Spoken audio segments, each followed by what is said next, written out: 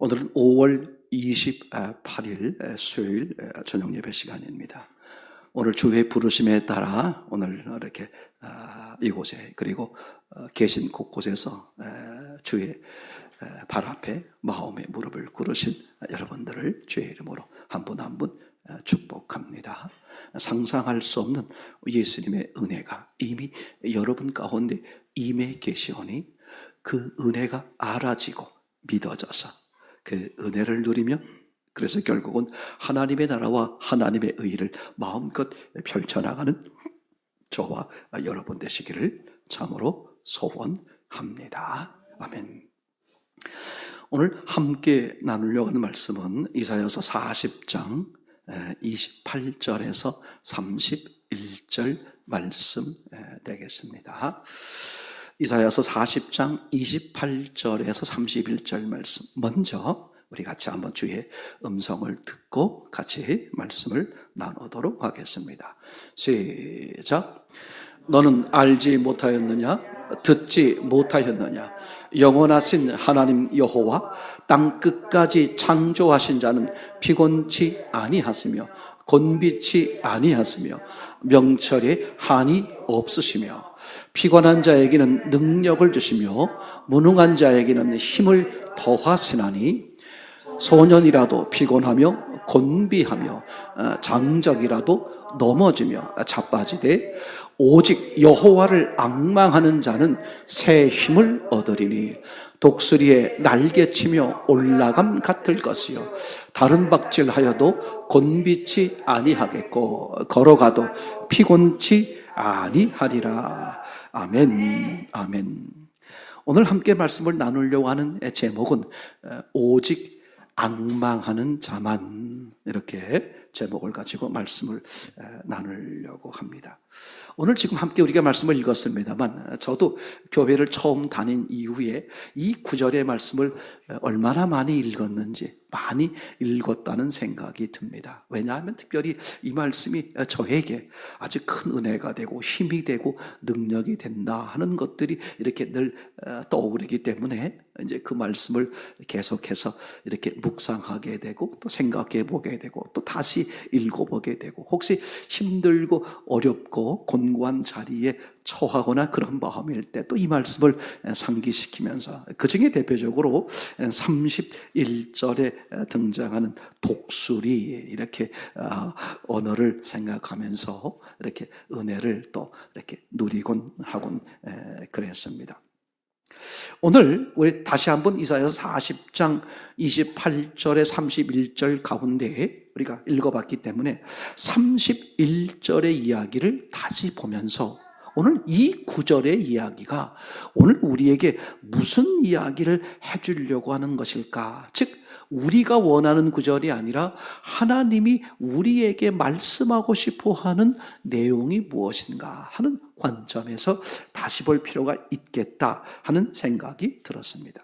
28절 31절에 보면 28절 이하에 너는 알지 못했다, 너는 듣지도 못했다. 영원하신 하나님은 그저 끝이 영원하시고 끝이 없고 피곤치 않고 곤비치 않고 명철에 한이 없으시다. 29절 그래서 어떻게 하시느냐? 피곤한 자에게 능력을 더해 주시고 그리고 무능한 자에게 힘을 더해 주신다. 그래서 30절 청소년이라도 청년들일지라도 피곤하고 곤비하고 장정일지라도 넘어지고 자빠지겠지만 31절 오직 여호와를 앙망하는 자에게는 어떻게 한다? 새 힘을 얻게 된다. 독수리에 날개치며 올라간 것이며 다른 박질해도 조금도 곤비치 피곤치 않고 걸어가도 피곤치 않다. 이렇게 우리를 만들어준다는 그런 과연 하나님이 우리를 어떻게 해 주신다는 얘기냐? 오늘 같이 생각해 보려고 중요한 점이 이거예요. 어떻게 해 주신다는 거냐? 이게 아주 중요한 것 같아요.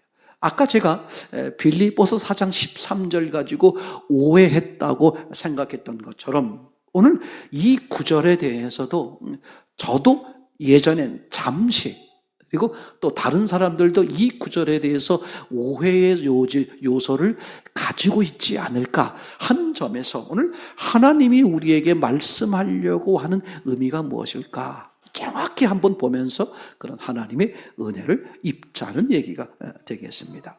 그러니까 28절부터 31절까지 보게 되면 결국은 하나님이 어떻게 하시겠다는 것이냐? 우리에게 능력이 있게 하고, 그죠? 한마디로 말하면 능력이 있게 하겠다, 그런 얘기거든요. 그래서 그죠? 너희가 아무리 애쓰고, 뭐 청년들이 아무리 애쓰고, 장정들이 힘을 써도 다 어떻게 돼? 피곤하고 넘어지고 다 자빠지겠지만, 그죠? 그렇지, 하나님이 은혜를 주시고 하나님이 능력을 주시면 어떻게 된다? 독수리가 날개치며 올라간 것 같이 조금도 피곤치 않고, 뭐 어떤 일이 있어도 한마디로 말하면 제가 서두에 말씀드린 것처럼 슈퍼맨이 된다, 이렇게 된다는 얘기인데, 그러니까 하나님이 우리에게 능력을 주신다는 얘기인데, 그게 정확히 어떤 것을 의미하느냐? 우선 이제 어떤 걸 오해하냐 하면 이런 오해를 해요. 능력자가 되게 하신다는 것일까? 즉 하나님이 우리를 능력자가 되게 하신다는 말일까? 우선 이게 전혀 잘못된 해석이라는 것이죠. 그러니까 잘못된 이해라는 거예요. 아, 하나님이 우리에게 우리를 뭘 만든다? 약한 우리를 뭘 만들어준다? 강자를 만들어주고, 어떻게 만들어준다? 무능한 자에겐 능력자가 되게 하고, 약한 자는 강하게 만들어주시고. 그러니까 하나님이 우리 같은 무능하고 연약한 자, 약한 자를 어떻게 하신다?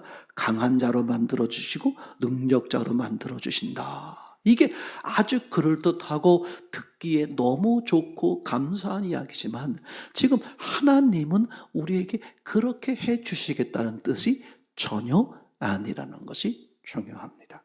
그러면 이 구절이 뭐냐? 아니, 성경 전체 이야기가 뭐냐? 이렇게 되어 있는 거죠.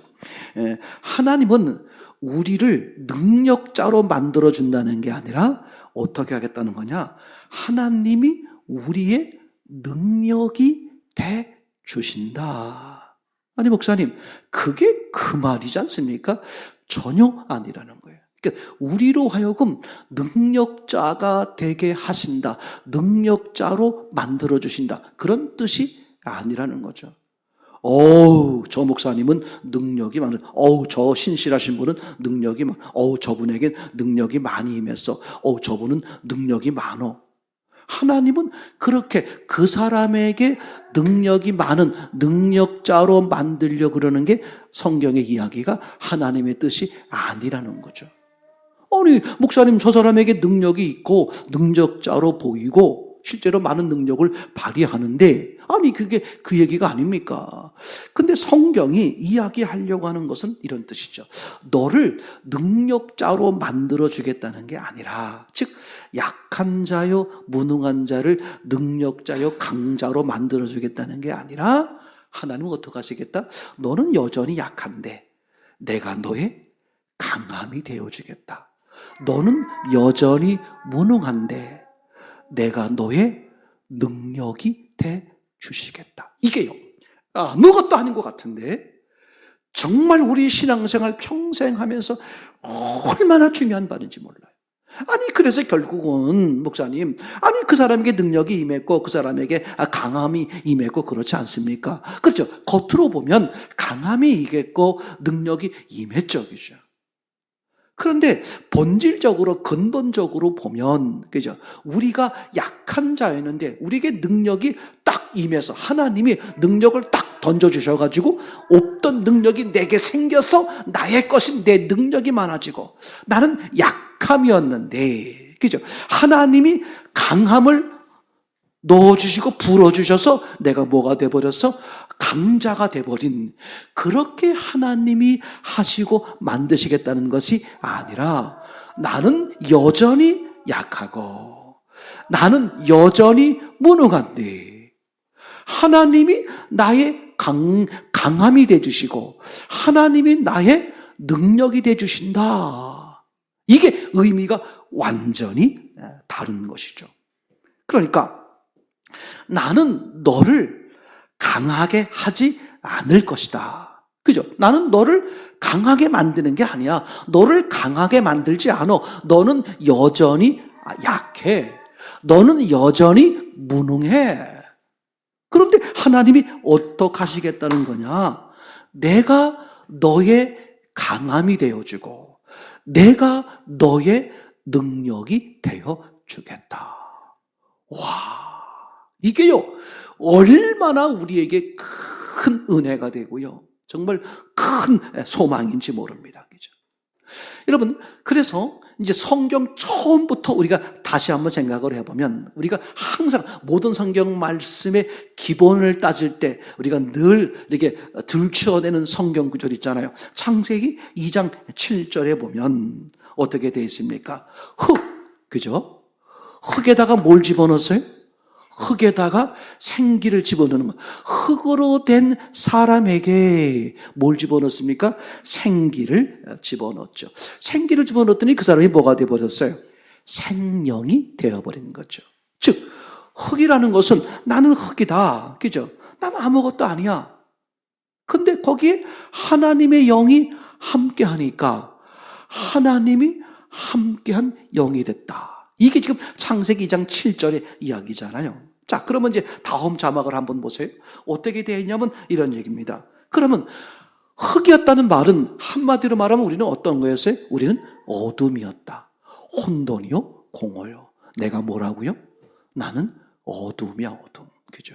근데 어둠에 뭐가 임한 거야? 빛이 임했어.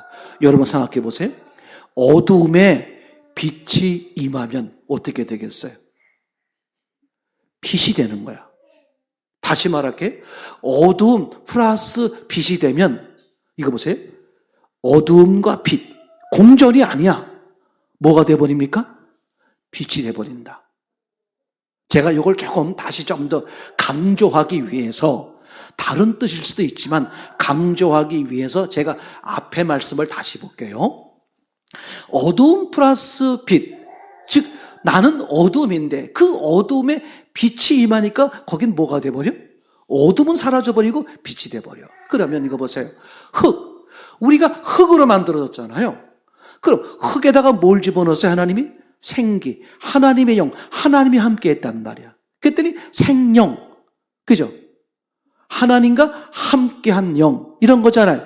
근데 이걸 좀 이 어두움 플러스 빛을 하면 빛이 된다. 어둠은 사라지고 빛이 된다. 이걸 강조하기 위해서 창세기 2장 7절에 흙 플러스 생기. 그러면 생명. 이 생명이라는 것을 뭐라고 강조할 수 있어요? 사람은 사라지고 하나님. 그죠? 그래서 요한복음에도 말씀을 받은 자를 뭐라 그랬어요?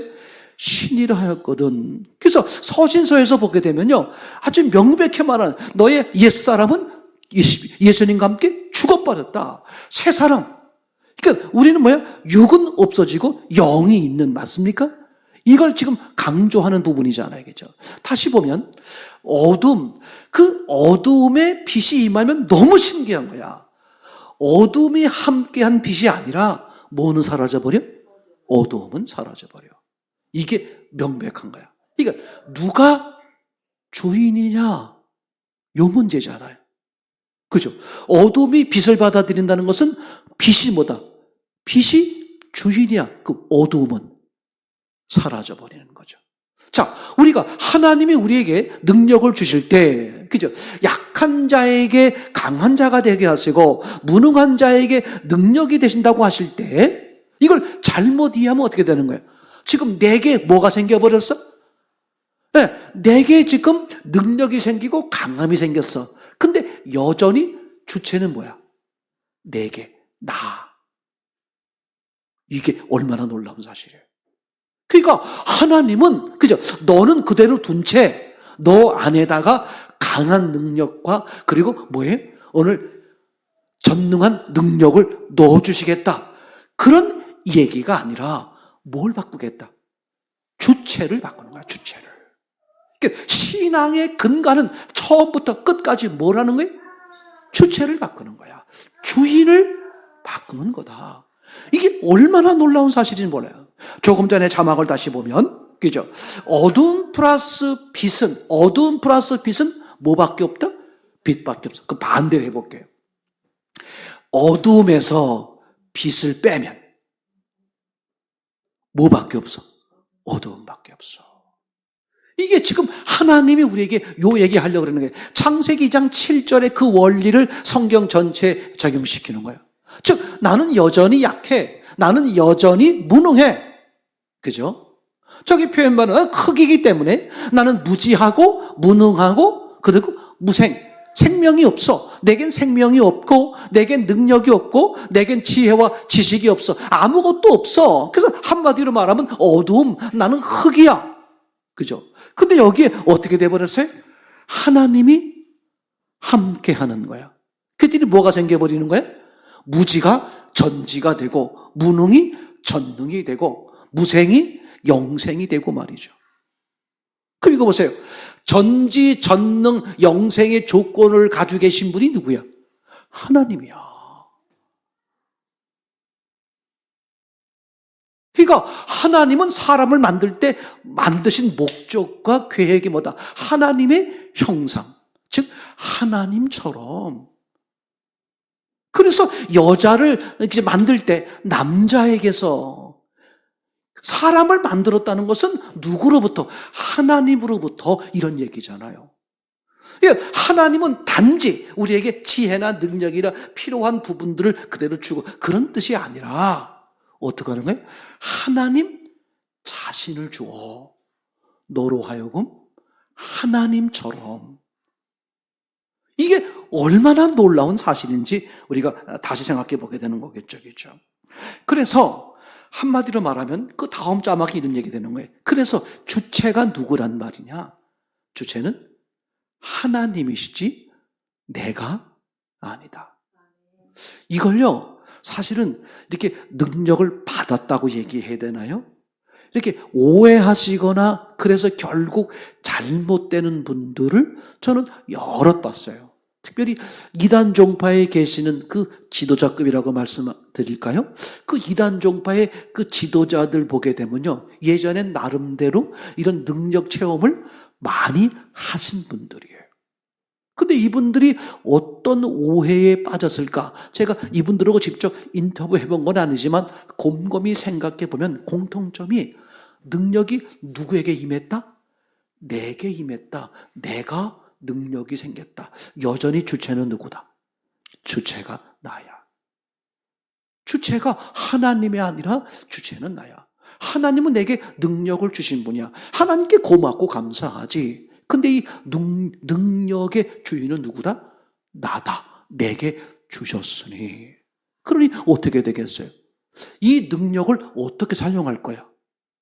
주체, 주인인 내가 원하는 대로. 그러니 어떻게 되겠어요? 하나님의 뜻과 결별되어 잘못된 끝을 맞이할 수밖에 없게 되겠죠. 우리가 자그마하게, 그죠? 많은 능력이 아닐지 모르지만 모든 것이 성경은 어떻게 써 있습니까? 전적인 하나님의 은혜라는 거예요. 그죠? 아니, 아들까지 주신 하나님께서, 그죠? 하나님이 가지고 계신 모든 것들을 은사로 주시지 않겠느냐? 은혜로 주시지 않겠느냐? 그렇게 말씀하셨어요. 그죠?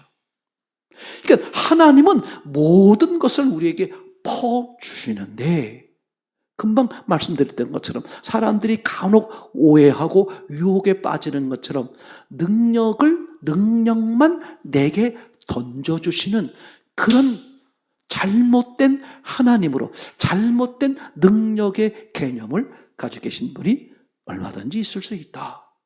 근데 분명한 사실은, 그죠? 성경 전체의 이야기가 어떤 거냐? 그죠? 하나님은 우리를 능력자로 만들고 우리를 강자로 만들겠다는 것이 아니라, 물론 사람들이 볼 땐, 외관상 볼 땐 능력자의 강자로 보여요. 그죠? 그 꼬마 다윗이 골리앗을 쓰러뜨리는 걸 보면 와, 강자로 보이잖아요. 그죠? 근데 그것은, 그죠? 그 외관상 봤을 때 얘기가 되는 것이고, 하나님의 관점에서는 어떻게 되는 거예요?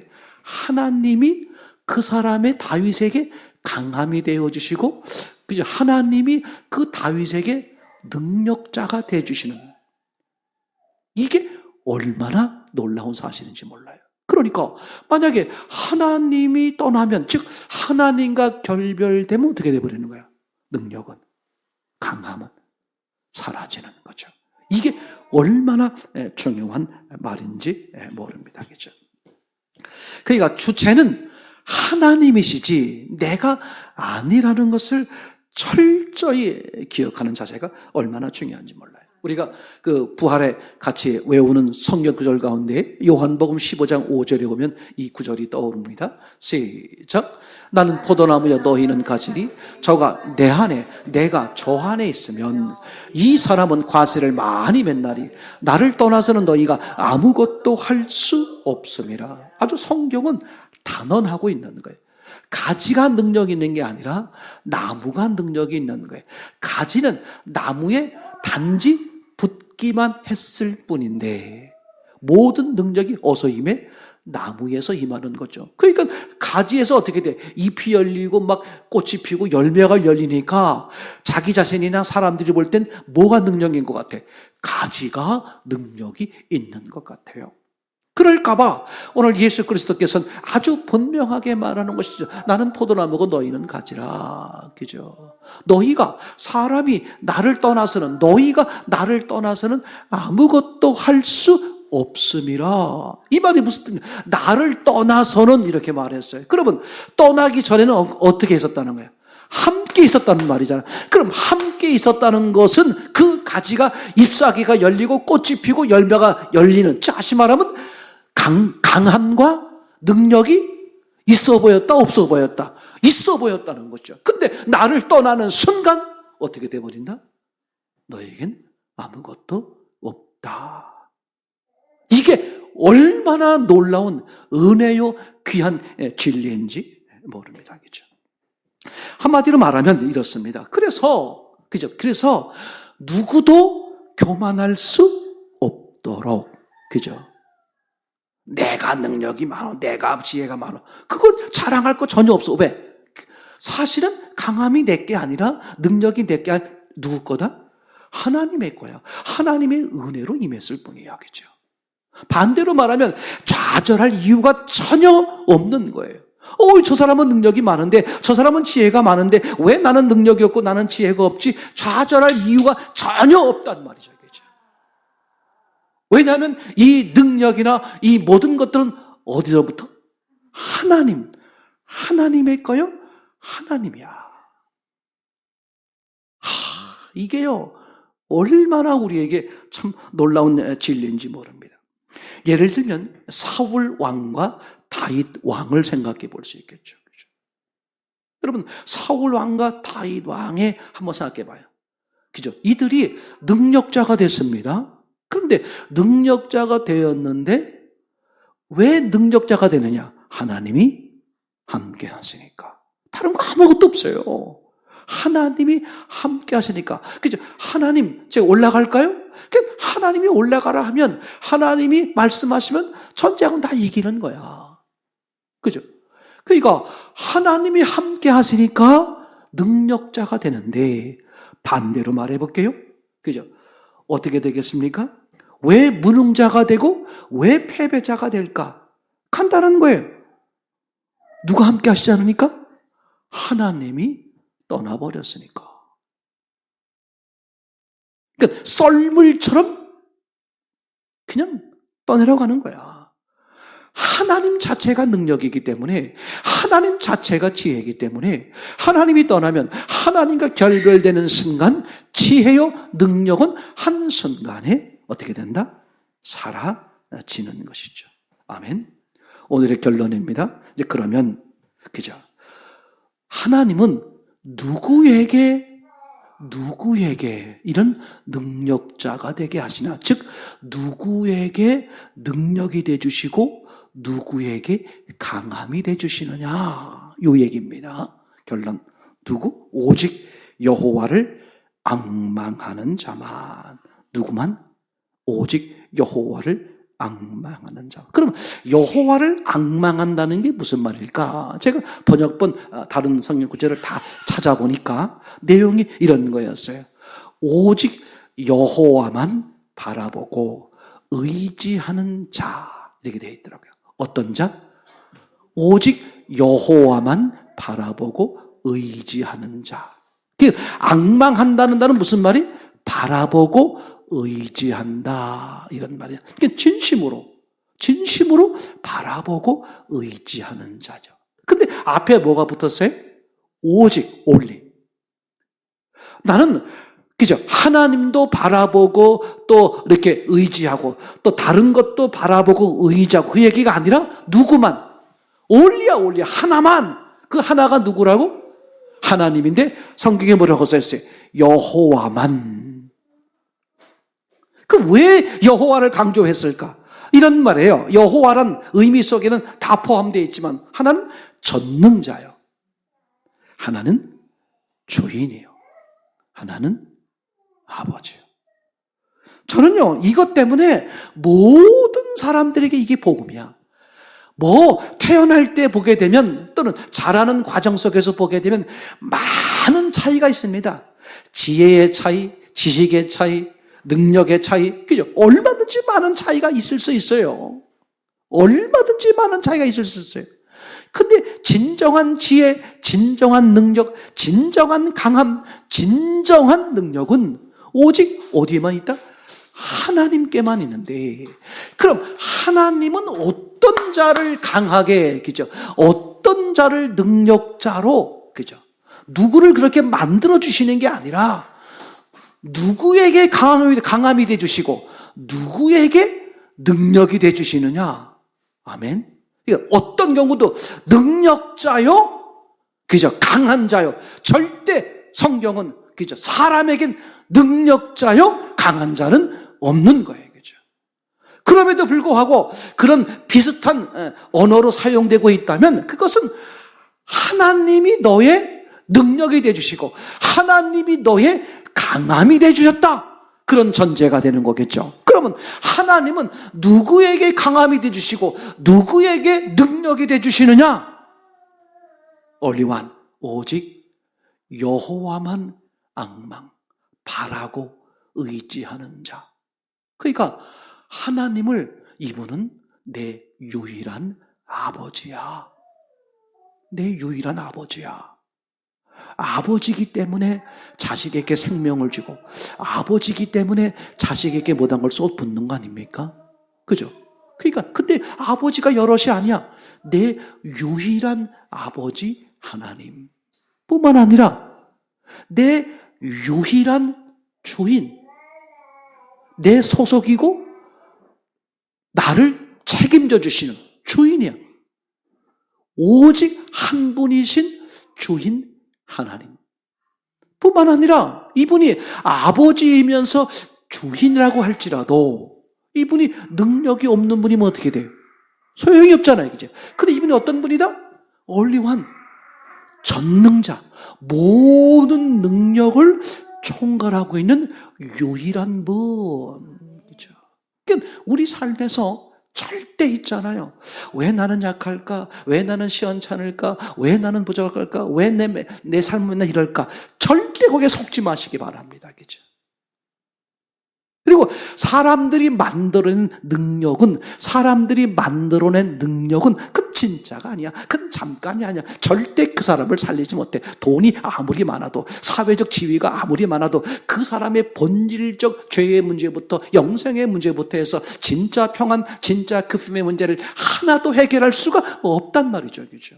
오직 진짜 그 사람의 모든 문제를 해결할 수 있는 유일한 강함과 능력은 하나님께만 있는데, 그럼 하나님은 누구에게 강함이 되어주시고 누구에게 능력이 되어주시느냐? 너무나 간단하죠. 그죠?